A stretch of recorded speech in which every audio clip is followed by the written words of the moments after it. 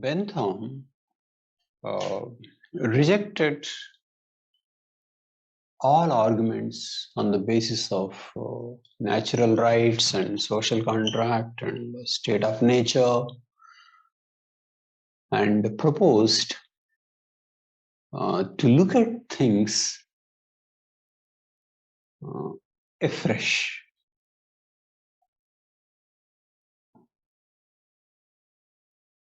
Look at things afresh.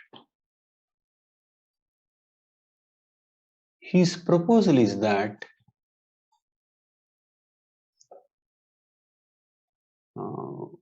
we have to see everything in terms of pleasure and pain. Okay. What gives pleasure is good. What gives pain is bad.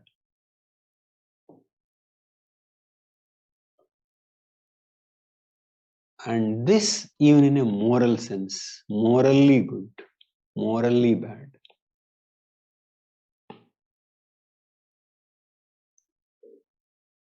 So pleasure and pain have to be measured in terms of utilities.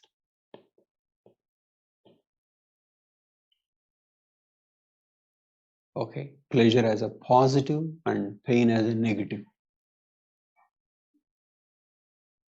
So we have to think of any legislation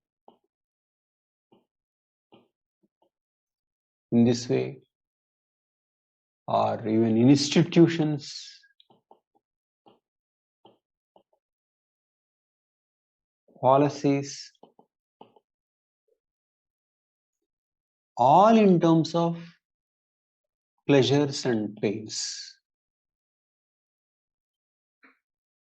One has to calculate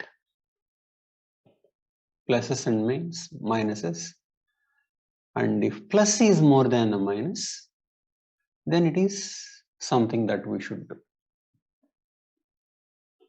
Okay. So this Bentham proposed, which is called Utilitarianism. Okay. This is what he said.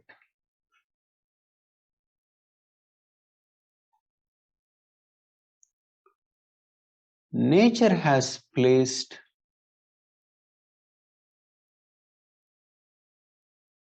mankind under the governance of two sovereign masters, pain and pleasure. It is for them alone to point out what we ought to do, as well as to determine what we shall do. His important book is Principles of Morals and Legislation. So, pleasure and pain as masters, we have to decide everything.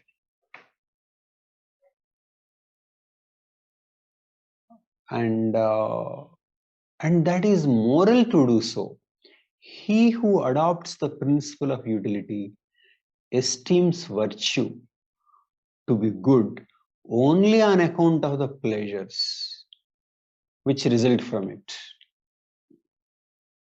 And he regards vice as an evil only because of the pains which it produces. So what gives pleasure is morally good, and what gives pain is immoral. Okay. So thinking of ethics,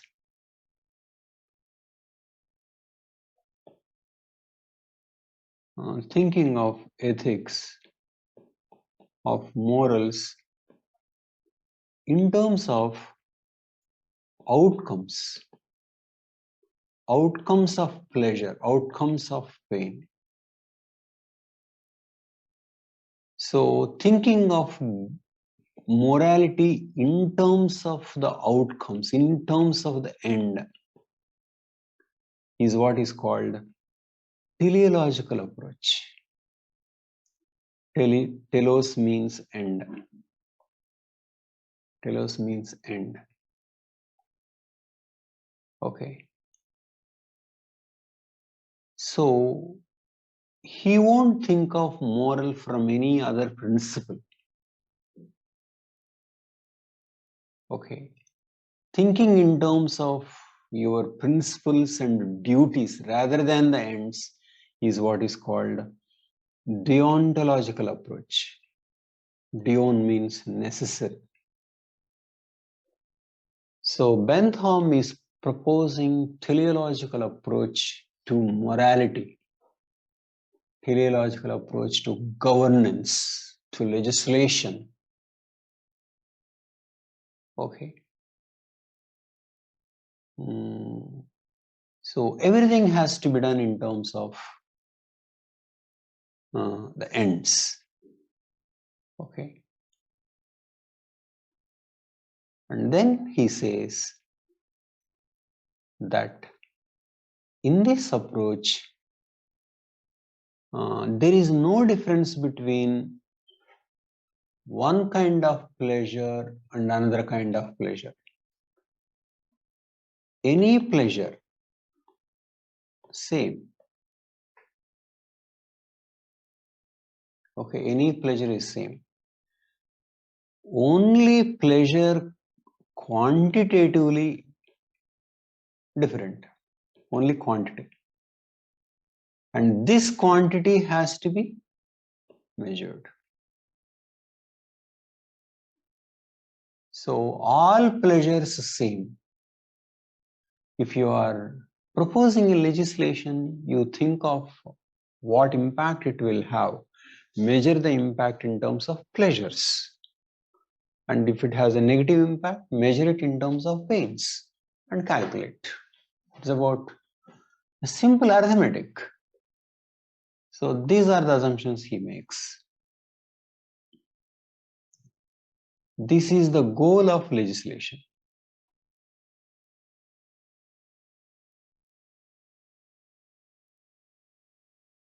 Okay. First he takes community as nothing more than the sum of the interests of the several members who compose it. Which means community interest is nothing but the interests of the individuals. So in that sense, individual is given primacy. Individual is given primacy in this. Okay. And what should a legislation do? It is the greatest happiness of the greatest number. That is a measure of right and wrong. Community is no more than the members and pleasures of all the members added. Pleasures are of different types. It can be sex, even sympathy is a pleasure, power, religion, and all pleasures are same. The quantity of pleasure being equal, a push-in, which is an earlier form of bowling, is as good as poetry.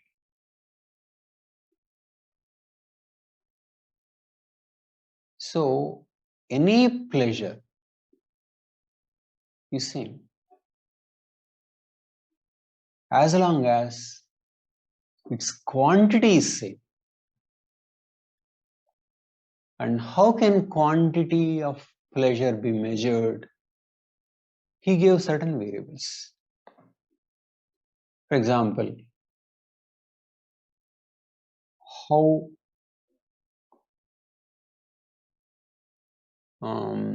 intensities, pleasure intensity. Okay, more intensity, more pleasure. One variable. And certainty, uncertainty dimension. If it is certain, then you add more utilities. If it is uncertain, less so. Okay.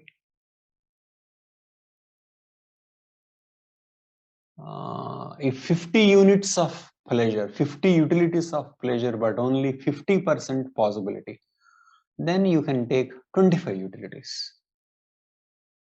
Okay, 50 units utilities of pleasure with complete certainty, then take 50.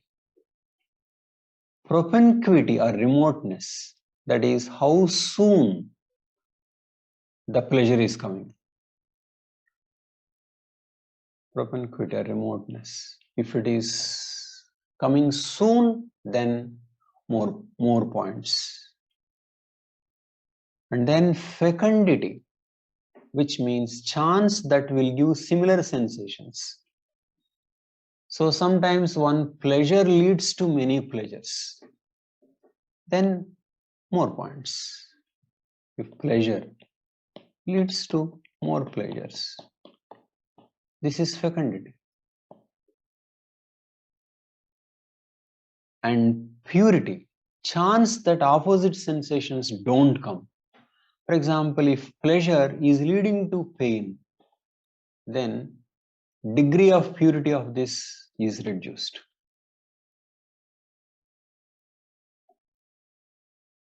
Okay, so the purity. Same thing about the purity of the pain. If the pain is leading to pleasure, then the purity of the pain is diluted. Its minus is reduced.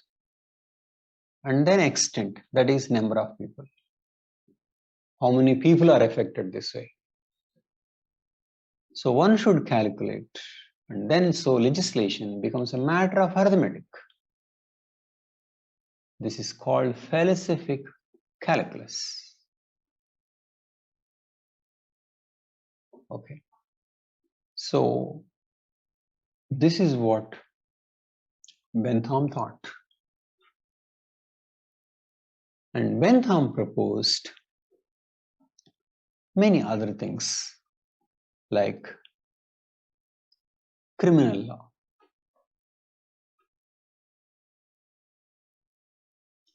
Also like that. Why is it so? Even in the case of criminal law, Bentham's point is, say there are these people and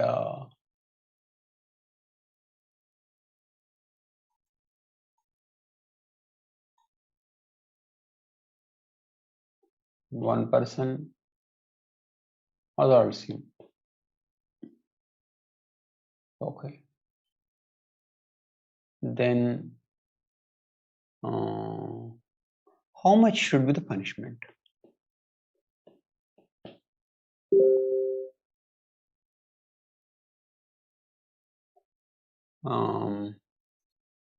In working out how much should be the punishment,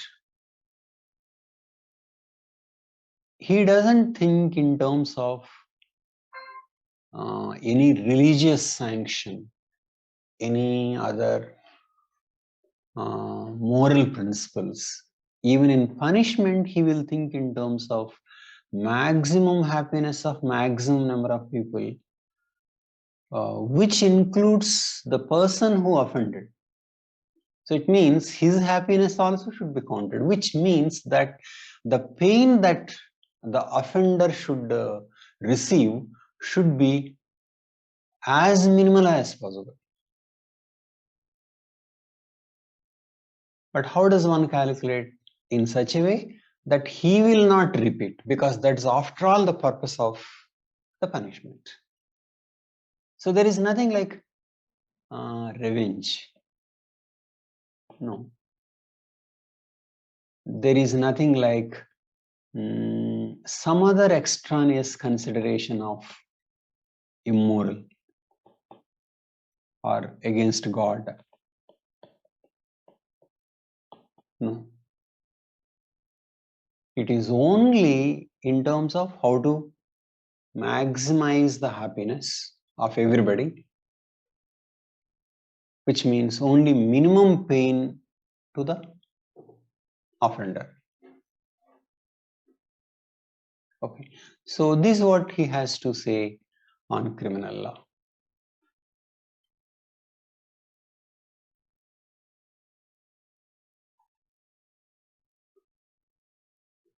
As a general rule,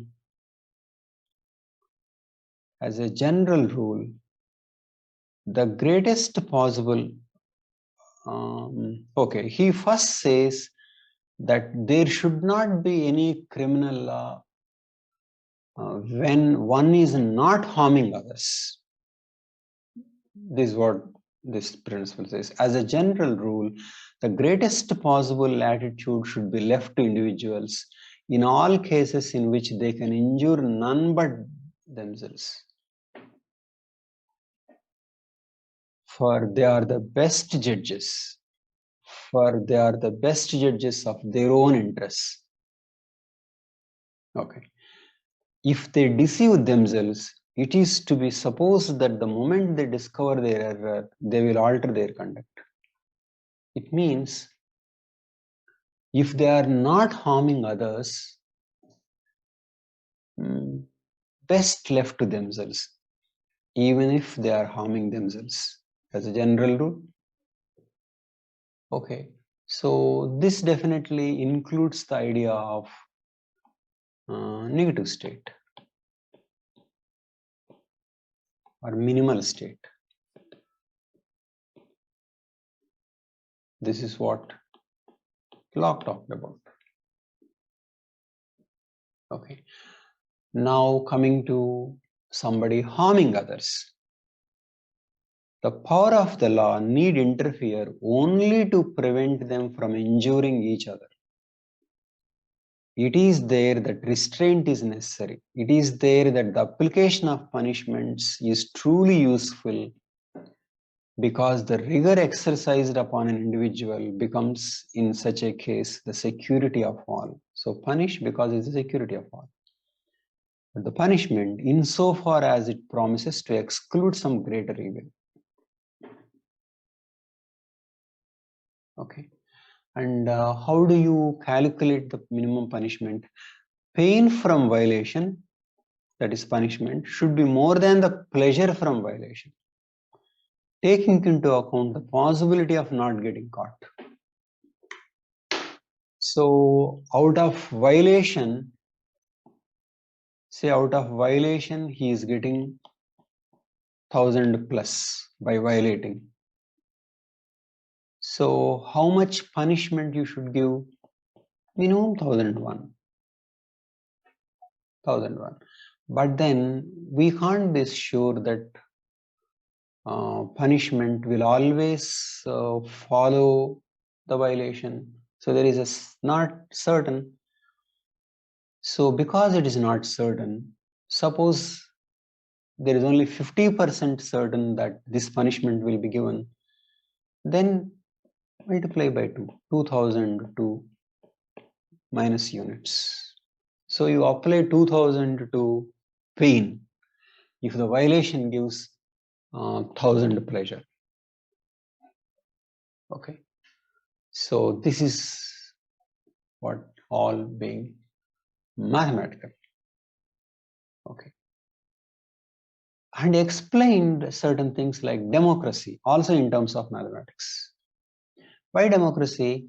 Because the greatest happiness of the greatest possible number shall be the object really and constantly aimed at. Okay, because of which he argued for the extension of franchise, because at the time Britain was having only limited franchise. So he advocated extension on the ground that it leads to greater number of greater amount of happiness. Then he looked at democracy in a different sense also. He said, the stricter the dependence of the governors on the governed, the better will be the government. So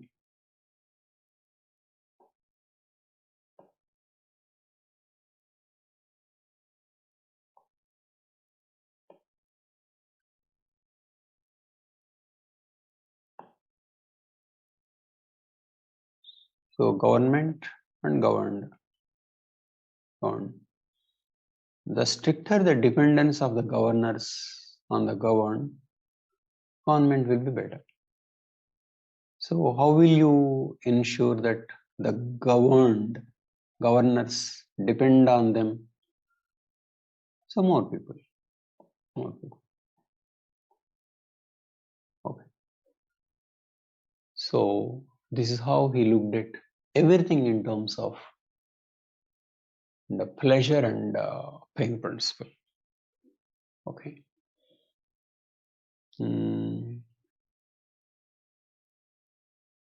But there are certain problems with this approach. For example,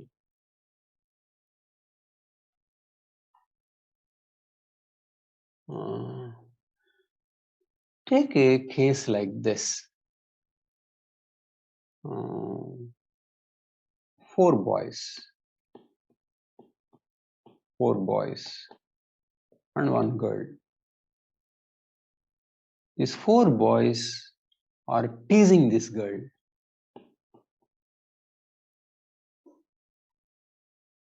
According to utilitarian calculus, this girl may be having a pain of minus 10 utilities. But these boys, suppose each of them has a plus 4 pleasure. It means plus 4 into 4 is 12. So 12 is more than 10, which means what the boys are doing is good.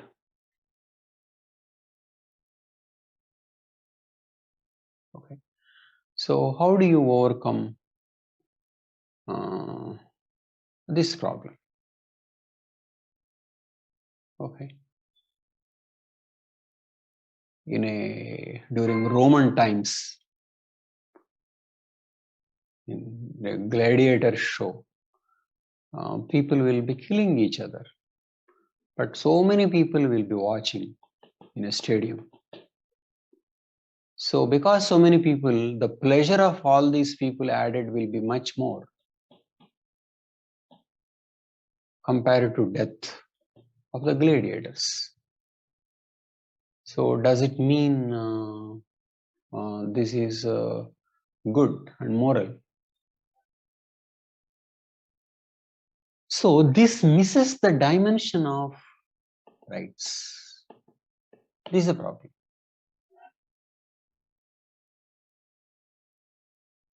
So how to overcome this problem is thought of by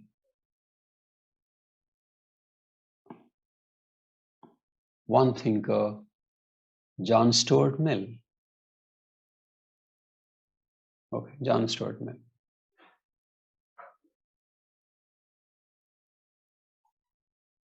What he said was, Bentham is equating all pleasures same.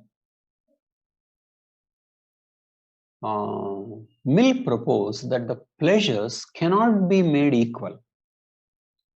Okay. For example, again, by Bentham says, call them soldiers, call them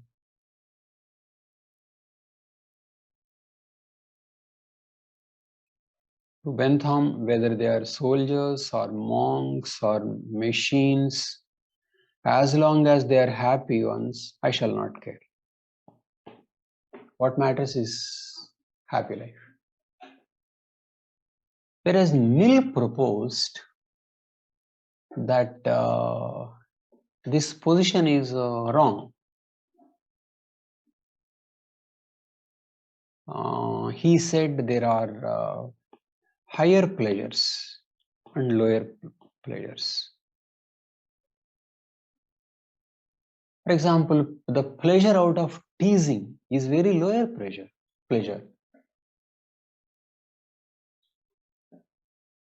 Pleasure out of watching some people bleed to death is a very lower kind of pleasure. Pleasure out of helping people, pleasure out of pursuit of truth is a higher pleasure. So all pleasures cannot be equal, according to Mill. This is what he said. It is better to be a human being dissatisfied than a pig satisfied. Better to be Socrates dissatisfied than a fool satisfied. Okay. But how do we know which is better? And if the fool or the pig are of a different opinion, they think their pleasure is equal. It is because they only know their side of the question. The other party to the comparison knows both sides. So, between Socrates and fool, both may have same pleasure. But J.S. Mill thinks same quantity of pleasure.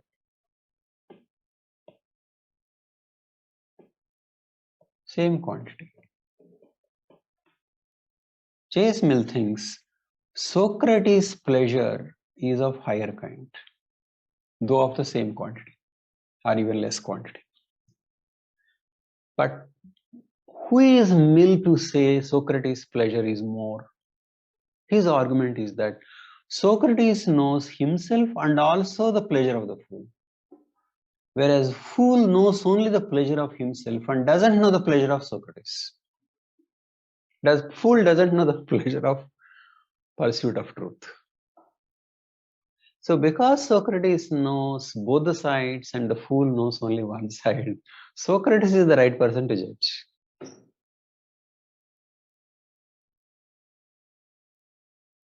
Okay. So this he extends to certain broad generalizations. So he says that, take for example this one.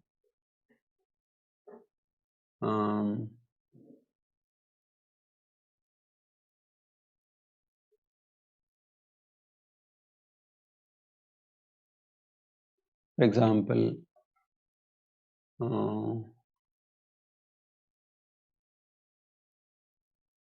this is issue of rights. For example, one person is criticizing another person, criticizing a group. Criticism. Okay. Going by utilitarian calculus, criticism is hurting these people minus. This may be plus, but more minus, and so he shouldn't criticize. Okay. But Mill would reject this argument. There is no parity between the feelings of a person for his opinion and the feelings of another who is offended at his holding it. No more than between the desire of a thief to take a purse and the desire of the right owner to keep it. So desire, so what he wants to say is that if this man expresses his opinions and others are offended, that their offense is not really important. Okay, it is like saying if thief is not able to take the purse, thief is unhappy, and so in the light of utilitarianism, thief should be made happy, and so he should be allowed. Or his unhappiness is same as the unhappiness of the person who owned the purse. Okay. But does Mill reject the utilitarianism totally? No, he says, take higher pleasures and lower pleasures, which means that certain rights are important, and rights are important in the long run. Right to criticize, freedom of speech,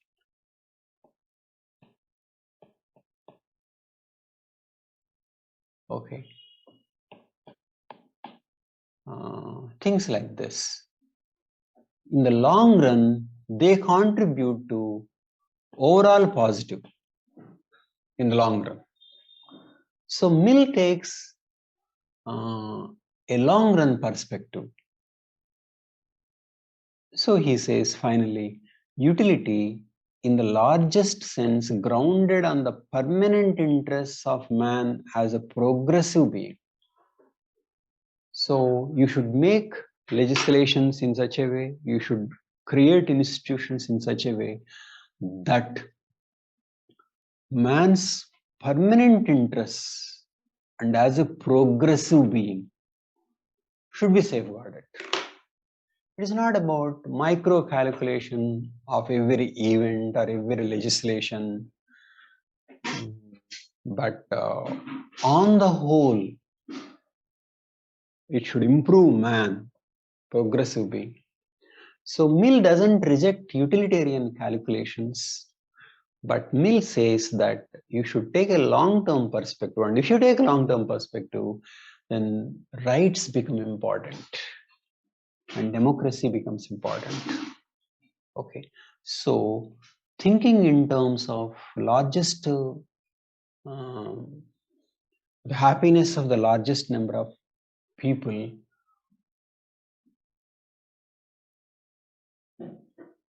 is not wrong, okay, except that you should take long-term interests and think whether that is contributing to betterment of mankind.